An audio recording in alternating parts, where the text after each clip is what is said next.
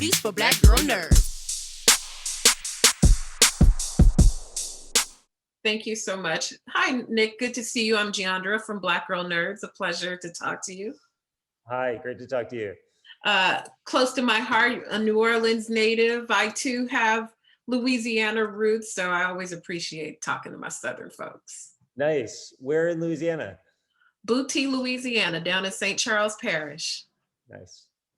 It's down in the boot. But thank you. We're here to talk about Into the Dark, Tentacles. And very interesting. I'm a big fan of horror, anything of that genre, and this is fitting right in with the Blumhouse universe and the innovative things they're doing within the genre. What has been the easiest part, I guess you could say, of adapting your story to fit within a film version? How was that? Easy, difficult? What was that experience like?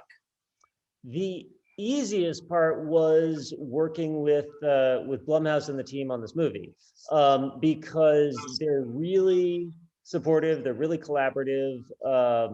Clara is a wonderful director and did a great job in, it's unprecedented, right? Like you start to shoot something and then there's a global pandemic and you're like,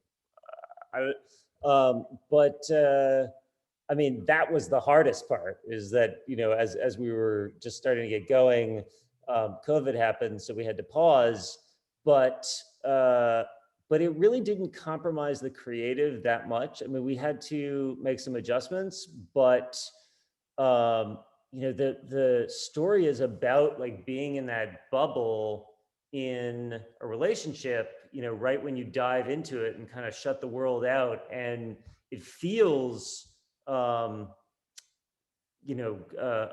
intimate and close, and like there's nothing else out there. So it was perfect to shoot during COVID. Ideal circumstances. And what's interesting about the title is, I'm sure there are people who are going to think it's going to be very literal with things, and everyone's just looking for an octopus or something to jump out them right out of the gate. When you were originally crafting this story, what was the process like? What were those early drafts like for you? Well, so Ali and I did the story together, and we're married, by the way.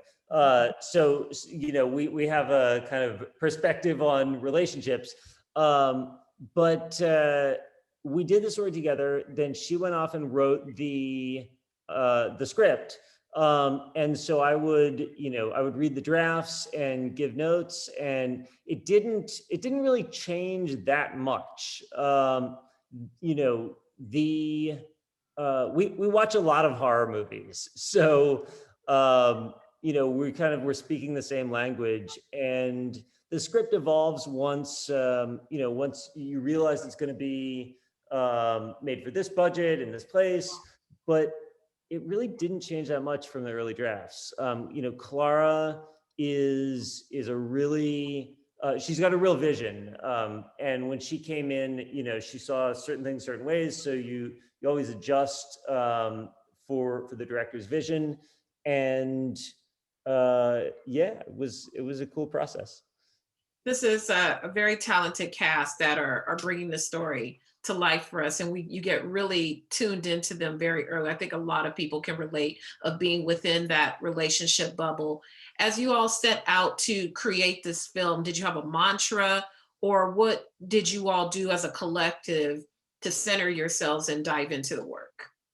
I love that question. I mean, I never thought of it as having a mantra, but you do, on any specific project, I think, have to have kind of a guiding, like a true north, so that everybody's working toward the same thing. And, we talked about keeping the relationship central, right? Like keeping that feeling of claustrophobic intimacy, and Clara talked about movies like Blue Valentine, in addition to the horror movies that we obviously referenced.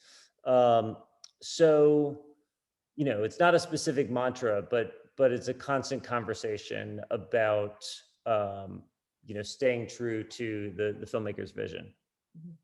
lastly, what I really love about this, it's kind of like a pandemic story without being a pandemic story. It's not literal, like you mentioned. It's in close quarters, and you're almost like a voyeur, kind of looking in on this thing. If you could, I don't know, if you could make a pandemic story, would you do a more literal approach, or would you guide it just like you did with this, with Tentacles?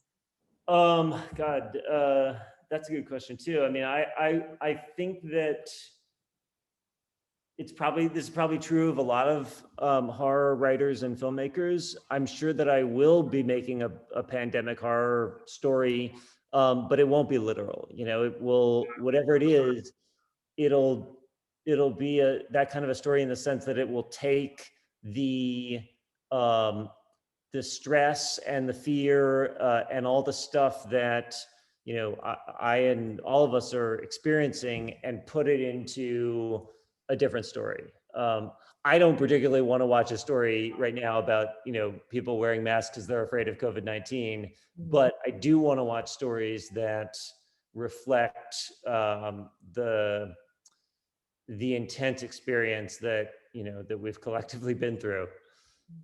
Absolutely. Well, I love this.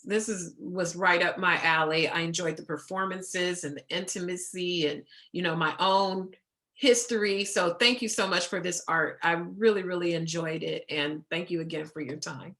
Thank you so much. Have a Great to wonderful talk to you. You too. Bye-bye.